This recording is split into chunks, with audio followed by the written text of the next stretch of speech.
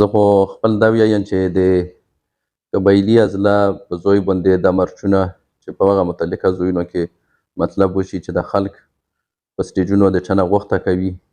او د امن حوالې سره مطلب چې موږ له امن په دا علاقه کې روغ شي و برقرار شي. نو تیروله بله ورځ په تیرو کې امن مارچ وشوه او مو ښه ټیک ټاک ښکلی مارچ وشوه، کامیاب مارچ و، په کثیر تعداد سره خلک پکې راغونډ شول. خو زه ویم چې د دغو په زوی مطلب موږ لوډ شو هغه متعلقه ځایونو له او حل یې هم داسې دی چې د دغو خلکو سره دی چې چا نه موږ په سټیجونو باندې غوښتې کوو. د خپل وپریدي قوم خبره به زه داسې وکړم چې د وپریدي مطلب په وپریدي کې جرنیلون هم شته دی، بریګیډیرون هم شته دی او په پولیس کې هم په غټو غټو عهدو مطلب ډي آی جي ګانو پورې و مطلب ججان تر های کورټه پورې د موږ په وپریدي کې الحمدلله شته دی. موږ که دا خلک د موږ سره مطلب میلاوېدل نه غواړي او دغو له سورسز ضرورت وي، دا د موږ سورسز دي، د دغو له به موږ په جرګه ویر شو مطلب د ټول وپریدي نه د وته قومونو نه چې صرف وته کسان هم داسې راوغلو چې په هغو باندې هېڅ قسم دوغ هم نه وي او هغه خلک د موږ د ځان سره روان کړو او دا مشران دغو خلکو له ویر شي مطلب د موږ چې کوم په وپریدي کې په غټو غټو عهدو باندې مطلب تعینات دي د دغو سره میلو شي او ورته ووایو چې مطلب سوال درته راغلي یو په جرګه ته راغلي یو چې دغو متعلقه خلکو سره مطلب د موږ یو ملاقات وکړو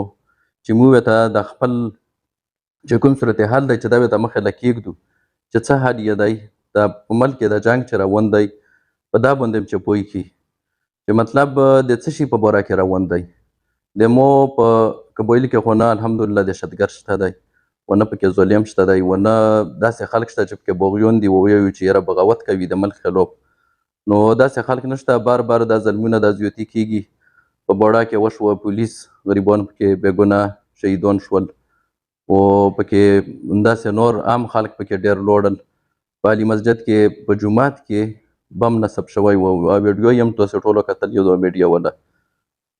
او بیا د نه پس پرون په بوجاوړ کې چې کوم ظلم وشوه نو دا ظلم به دا ویو چې موږ په خپله کې هم سره لږ لټول وکړو چې دا خلک د بهر نه خو نه دي راغلي، د موږ بیا په خپلو خپلوانو کې وي، په رشته دارانو کې به وي، پوښتنه په کور ده د خپل کشر نه، د خپل بچي نه، د خپل زوی نه، د خپل وریاره نه چې مطلب د چا سره د تعلق دی، چېرته د تګ راتګ دی، څه حرکت و سکونت دي په نظر ساتل پکار دي.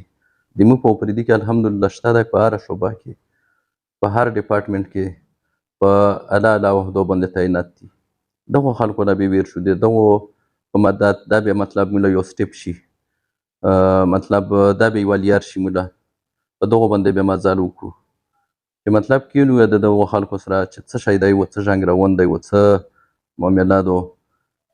که په دا کې ملک له د موږ هر قسم ضرورت وي که سیکورټي فورسز له وي هم موږ ورسره شانه به شانه ویروډ یو خو چې پوه خو شو پې چې مطلب ضایع کېږو، وینه هم تلیږي، بچي هم یتیمان کېږي او تر اوسه پورې مطلب موږ قبایلو له هېڅ قسم داسې هغه بنیادي چې کوم ضرورتونه دي هغه ورته نه پوره کېږي. تر اوسه پورې نفسي یو اجلاس د قبایلو لپاره نه په تېر حکومت کې و نه په اوس حکومت کې راوغوښتلی شو. نو